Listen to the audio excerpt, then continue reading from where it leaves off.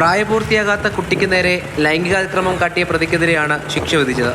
Karunagappally fast track കോടതി പ്രതിക്ക് 74 വർഷം തടവും 4.31 ലക്ഷം രൂപ പിഴ ശിക്ഷയും വിധിച്ചു. ബന്ധുവാണ് കുട്ടിയെ ലൈംഗികാതിക്രമത്തിന് ഇരയാക്കിയത്.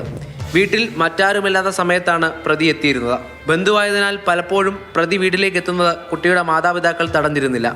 പിന്നീട് പഠനകാര്യങ്ങളിൽ കുട്ടി ശ്രദ്ധ ചെലുത്താതിരുന്ന ഘട്ടത്തിലാണ് കൗൺസിലിങ്ങിന് വിധേയയാക്കിയത്. അപ്പോഴാണ് നടന്ന അതിക്രമം പുറത്തറിഞ്ഞത്. പ്രതി കുട്ടിയുടെ അകന്ന ബന്ധുവാണ്. കുട്ടിയെ ഏത് തരത്തിലും സംരക്ഷിക്കാൻ ബാധ്യസ്ഥനായ ആളാണ് പ്രതി. APCയിലെയും ഇന്ത്യൻ പീനൽ കോഡിലെയും പോക്സോ ആക്ടിലെയും വിവിധ വകുപ്പുകൾ പ്രകാരം 74 വർഷവും 6 മാസവും കഠിന തടവിനും 4,31,000 രൂപ പിഴയും കൊടുക്കണമെന്നാണ് വിധിയിൽ പറഞ്ഞിട്ടുള്ളത്. ഈ തുക കൊടുക്കാത്ത പക്ഷം അധികമായി 27 മാസവും 10 ദിവസവും കൂടി അധിക തടവ് അനുഭവിക്കണമെന്നാണ് പറഞ്ഞിട്ടുള്ളത്. പൈസ ഈ ഫൈനായി ഇമ്പോസ് ചെയ്തിട്ടുള്ള പൈസ അടയ്ക്കുകയാണെങ്കിൽ അത് അതിജീവിതയ്ക്ക് കൊടുക്കണമെന്ന് കോടതി നിർദ്ദേശിച്ചിട്ടുണ്ട്.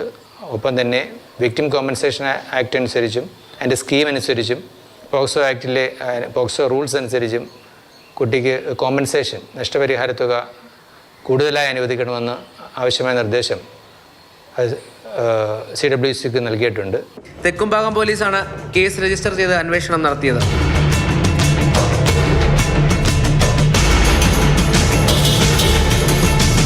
മാതൃഭൂമി ന്യൂസ്, കൊല്ലം.